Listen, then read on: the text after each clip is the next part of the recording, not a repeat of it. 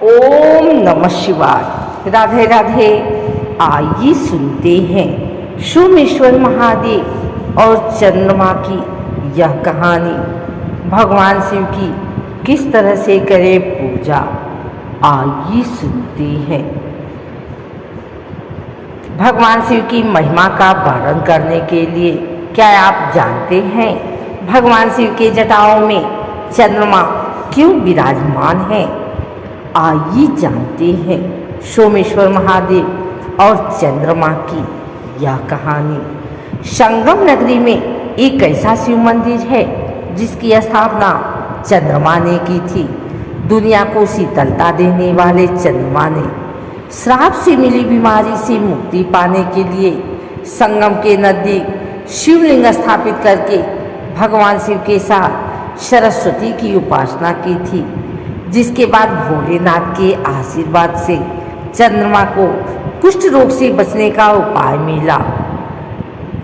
पुराणों में वर्णित सोमेश्वर महादेव मंदिर का महत्व और भगवान शिव की जटाओं पर क्यों विराजमान हुए चंद्रमा।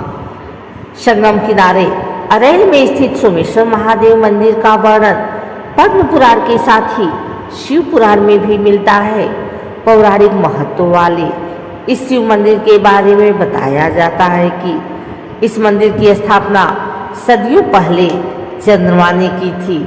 उस वक्त चंद्रमा को राजा दक्ष के कुष्ठ रोग से नष्ट होने का श्राप दे दिया था, जिसके बाद उस श्राप से मुक्ति पाने के लिए चंद्रमा ने संगम के दक्षिण की तरफ प्रभास क्षेत्र वर्तमान के अरैल इलाके में शिवलिंग की स्थापना की थी, जिसके बाद चंद्रमा ने भगवान शिव की कठिन तपस्या करके उनको प्रसन्न किया और भोलेनाथ के आशीर्वाद से उस श्राप से बच गए।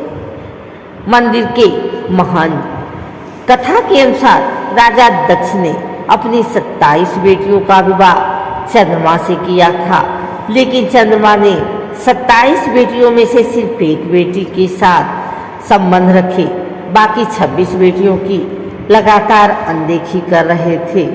जब इस बात की जानकारी राजा दक्ष को हुई तो उन्होंने चंद्रमा को समझाया कि सभी बेटियों के साथ पत्नी जैसा व्यवहार करे। राजा दक्ष के समझाने के बावजूद भी चंद्रमा नहीं माने। चंद्रमा नाराज होकर राजा दक्ष की 26 बेटियों अपने पिता के पास पहुंची। बेटियों ने पिता को अपना दुख बताते हुए अपना जीवन समाप्त करने की बात कही। इस बात से नाराज होकर राजा दक्ष ने चंद्रमा को श्राप दिया। राजा दक्ष ने कहा कि चंद्रमा को जिस तरह से अपने रंग रूप का घमंड है, उसी घमंड की वजह से वो कुष्ठ रोग से पीड़ित होकर नष्ट हो जाएंगे। श्राप का असर शुरू होते ही चंद्रमा कुष्ठ रोग से पीड़ित हो गए। इलाज के लिए कोई उपाय उनके काम नहीं आया। तब उन्होंने भगवान विष्णु से अपनी रक्षा के लिए प्रार्थना की, जिसके बाद विष्णु भगवान ने उन्हें सृष्टि के रचयिता ब्रह्मा जी के पास जाने की सलाह दी, लेकिन ब्रह्मा जी ने भी चंद्रमा को कोई उपाय नहीं बताया और उन्हें अपने कर्मों की सजा भुगतने को कह दिया। दूसरे देवी देवताओं की प्रार्थना करने पर भगवान ब्रह्मा ने चंद्रमा को पृथ्वी पर जाकर संगम के दक्षिण की तरफ शिवलिंग की स्थापना कर शिव और सरस्वती की उपासना करने की सलाह दी। चंद्रमा ने ब्रह्मा जी की सलाह पर उसी तरह से संगम के दक्षिण की तरफ शिवलिंग की स्थापना कर भगवान शंकर की तपस्या में लीन हो गए। सदियों बीतने के बाद जब भगवान शिव प्रसन्न हुए तो वह चंद्रमा के सामने प्रकट हुए। चंद्रमा ने उसे श्राप दिया। चंद्रमा ने कहा कि इस श्राप से मुक्त तो नहीं हो सकते, लेकिन अब तो महीने के पहले कृष्ण पक्ष में 15 दिन घटोगे और उसके बाद शुक्ल पक्ष के 15 दिन में बढ़ोगे। इसके प्रतिपदा हुए अमावस्या के दिन नष्ट होने से बचने के लिए शिव जी ने अपने मस्तक पर चंद्रमा को विराजमान रहने को कह दिया, जिसके बाद से ही चंद्रमा भगवान शिव के मस्तक पर विराजमान हुए। बताए जाते हैं सोमेश्वर महादेव मंदिर में आज भी दर्शन करके लोग तमाम तरह की बीमारियों से मुक्ति पाने के लिए प्रार्थना करते हैं। वहीं मंदिर के महंत का कहना है कि कुष्ठ रोग से पीड़ित व्यक्ति आज भी भगवान शिव के सच्चे मन से पूजा पाठ करके उनकी आराधना करते हैं तो उनके कुष्ठ रोग पर नियंत्रण हो सकता है।